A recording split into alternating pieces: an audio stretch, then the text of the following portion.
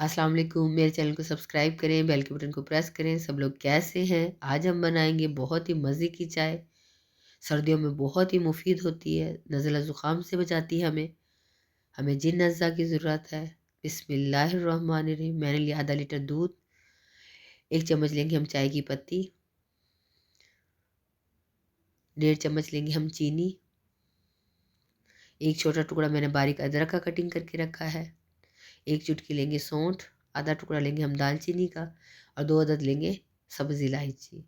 और एक छोटी डली मैंने गुड़ की कूट कर रखी है। सबसे पहले बर्तन में हम दूध शामिल करेंगे और बॉईल होने के लिए रख देंगे। दूध अब बॉईल हो चुका है। अब हम इसमें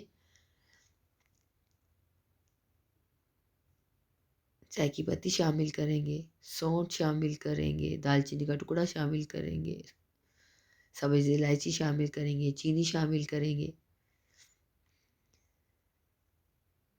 गुड़ शामिल करेंगे। गुड़ आप अपने टेस्ट के हिसाब से कम या ज़्यादा कर सकते हैं।